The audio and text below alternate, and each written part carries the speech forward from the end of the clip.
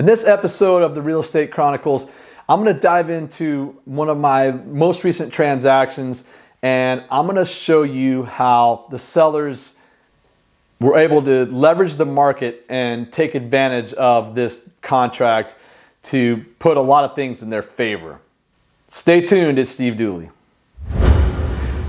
Hey, it's Steve, your local real estate expert, coming at you today. If you haven't already done so, go ahead and like this video and subscribe to our channel. So as I mentioned, I was representing the buyers on this transaction, and just to put things into perspective for you, these were first-time buyers, and I've been helping them find a house for about 6 months or so. We had been under contract twice, fell out during inspections, and we'd been beaten out on several other offers, based on bidding and things like that. They didn't have a ton of extra cash, so they weren't really able to, go like $20,000 over asking price and be super competitive in the market. And finally, we came across their perfect dream home that they absolutely loved. So again, we placed the offer. We were actually very hopeful in this scenario because there were no other previous offers on this property, and it had been on the market for, I think, 12 or 14 days when we put in the offer. So we were cautiously optimistic. And we actually did receive a counter offer, which is where I'm going to dive into how the sellers really took advantage of this deal. Now, one thing you must know that is actually really the reason why I wanted to, shoot this video and give people some learning is that I discovered halfway through the contract that the seller was actually an attorney, and that the seller had drafted her own paperwork and documents and written the verbiage, which was really good, really well written. And if you're a would-be seller, this will definitely be good for you as well. So the first piece of the counteroffer that they had was to extend the close-up escrow date. We followed best practices in competitive markets, which is to set an earlier closing date as early as possible, which for us was a 30-day due to the loan. And they bumped it out to about 45 days. So that was no big deal. My buyers are still in a lease until for a few months after that, so they were not in a super hurry, fortunately for them, and they really loved the house, so they were definitely willing to have a longer close of escrow and close a little bit after Christmas, which got everybody through the holidays and worked out for everybody.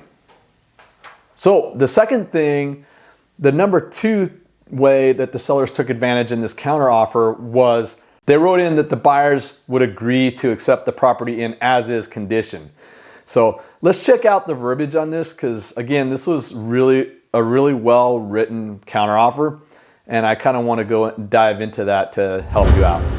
Premises are being sold as is in its present physical condition as of the date of the contract acceptance, with no warranties expressed or implied. Seller will not agree to any repairs or improvements based on the inspection reports. Regardless of what they find on the inspection reports, the sellers are not going to make any repairs, and the buyers had to acknowledge that in the counteroffer up front. That being said, the buyers still had their chance to do the due diligence inspection period, which was good. And I let my clients know that because I knew they really loved the house. So I just told them that, they're not going to make any repairs, and we'll get our inspections done and make sure everything is up to par, at least good enough for you guys. And that leads us into the next clause they put in the counteroffer to give the seller the advantage in this transaction. So let's take a look at what they wrote in next. Seller will make no concessions or adjustments to the contract price if the inspection report and/or appraisal are not acceptable to the buyers or the buyer's lender. So basically, this was a 2-in-1 deal for them. And again, this was super well written. If you are a home seller, you might want to take note of this. But they're saying that they will make no concessions at all to the contract price, and that includes any concessions in lieu of repairs. So since we're getting it as is, you know, common practice for us would be to ask, you know, for a few $1,000s off to, you know, come up for some stuff that had come up in the inspection reports and repair work. And they disagreed to that right out front. Also, they threw in an appraisal waiver, which is another sneaky trick that they used. So that also said that if the house did not appraise, that they were not going to make any concessions at all right up front. So it didn't take away the buyer's contingency to get out of the deal. However, it was very clear that they weren't going to budge on any of this stuff. There were actually 4 tactics that they used to take advantage of this deal and the buyers. First, they were able to control the close of escrow date in their favor. Second, they got the buyers to agree to no repair requests. Third and fourth is they agreed to no concessions whatsoever for repairs or appraisal. And the good news with the whole deal is that my buyers really loved the house. They did deliberate over this for a few days, which they had the right to do, and they decided to move forward with the deal.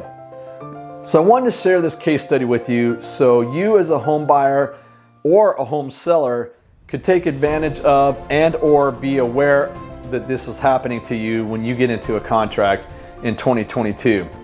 So hopefully this helps. Have a great day and watch another video in this series. Talk to you later.